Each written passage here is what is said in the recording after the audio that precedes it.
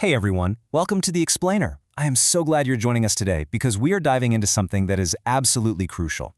We are literally setting up a heavyweight title fight in the world of personal finance. In one corner, we have time, basically how long you let your investments sit, and in the other corner, amount, the actual cold hard cash you're putting in. For years, people have been arguing about which one of these actually builds more wealth. Is it just about having a ton of money to invest, or is it about the patience of the clock? Well, by the end of this explainer, we're going to settle the debate once and for all. And honestly, the answer is probably going to change how you look at your bank account forever. Right off the bat, I want to ask you a question. And just go with your gut reaction here. What matters more in investing? Think about your own strategy, or maybe the strategy you wish you had. When you picture yourself building serious long-term wealth, what's the main engine driving it? Is it writing massive checks, or is it simply flipping the pages of a calendar? Okay, picture this. Scenario A. You suddenly get to invest an extra 50,000 rupees every single month. That is a lot of money, right? Now compare that to scenario B. You don't get a single extra rupee, but you magically get to travel back in time and start your current investment plan 10 whole years earlier. Most of us would reflexively say, oh, give me the 50 grand, no brainer. We're basically hardwired to think that wealth just equals high income. But what if I told you that in the real world, time doesn't just compete with money, it absolutely obliterates it? To really get why our intuition is backwards on this, we've got to talk about a silent wealth killer. It's called the cost of delay. You hear people say this all the time, right? My salary is just too low right now, I'll start next year. Or let me get a promotion first, then I'll get serious about investing. Sounds perfectly logical. Actually, scratch that. It is incredibly dangerous. Procrastinating on your laundry just means you wear a wrinkled shirt. Procrastinating on investing literally costs you millions. Waiting around for the perfect time or a fatter paycheck isn't playing it safe. It is an active daily penalty on your future net worth. Let's look at the actual math here, assuming a standard 12% annual return. We've got two people. Investor A starts at age 25. Money is tight, so they only put in 5,000 rupees a month, but they keep at it for 30 years. Their total out-of-pocket contribution is 18 lakhs. Now look at investor B. They decide to wait until they're 35.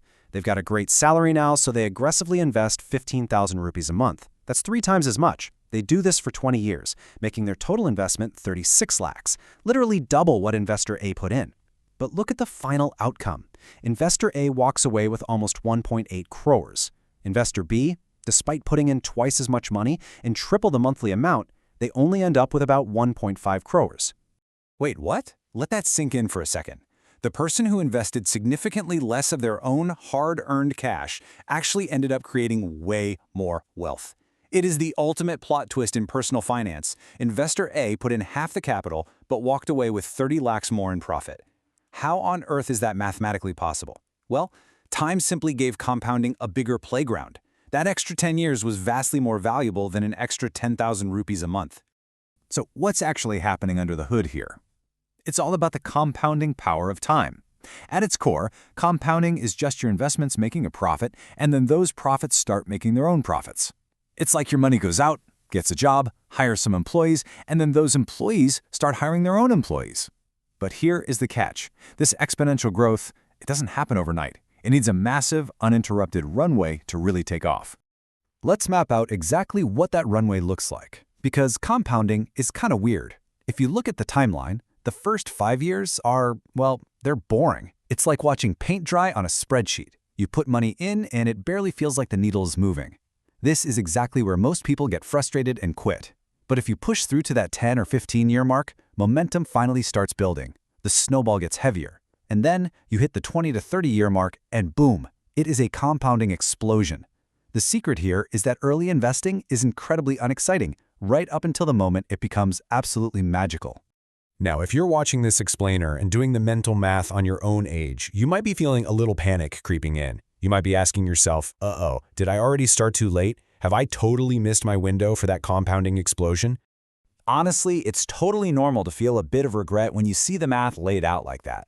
But here's my direct answer to that fear. Even if you are late to the party, the biggest mistake you can make is not starting today. You know that old saying, right? The best time to invest was 10 years ago, the second best time is today. Beating yourself up over the past doesn't do a single thing to fund your future. Every day you wait is just adding to your own personal cost of delay. Actually, think about it like this. Imagine you want a massive oak tree in your backyard. One guy plants a tiny, fragile little seed 10 years ago. Another guy goes to the nursery today, spends an absolute fortune, and buys a much bigger, mature plant to stick in the ground right now. Fast forward another 10 years. Which tree is bigger, healthier, and has deeper roots? For sure, it's the one from the tiny seed. Why? Because it had undisturbed time to grow into its environment naturally. Wealth works exactly the same way. Time fuels the roots way better than just throwing big money at the branches late in the game. So, how do we actually put this into practice? We use what's called the smart wealth formula. Because, look, does the amount not matter at all? No, of course it matters. But the sequence of what you do matters way more. Step 1 is the early start. Just get in the game, even if it's a tiny amount. Build the habit. Step 2 is the step-up SIP. As your career grows and you get raises, you systematically increase your monthly automated investment. You don't have to start with 15 grand, you just build up to it. And step 3 is consistency. Don't touch it, don't interrupt it, let it reach that explosive phase. And how you apply this definitely changes depending on what stage of life you're in. If you're in your 20s, your only job is literally just to start. Keep it small, focus on the habit, and get time on your side. If you're in your 30s, okay, now we step it up. Increase those investments aggressively as your income goes up and tie them to life goals. And if you're in your 40s or beyond, this is when you're making the big contributions, locking down your asset allocation, and really targeting retirement. The strategy shifts, but the golden rule never changes. Do not delay. So, as we wrap up this explainer, if you remember absolutely nothing else, I want you to take this one truth with you. Wealth isn't just for the people with the biggest paychecks. Very often, small money plus a long time will completely crush big money in a short time. Winning in investing isn't about asking how much can I afford right now, it's asking how early can I possibly start. That is the real secret to intelligent investing. Before we officially log off, I do need to read this for you. This conversation is for educational purposes only. Mutual fund and market investments are subject to market risks. Past returns do not guarantee future performance. Please consult a qualified financial professional before investing. All right, with the legal stuff out of the way, I want to leave you with one final provocative question to chew on. Now that you've seen the raw math, what is your personal cost of delay going to be if you decide not to start tomorrow?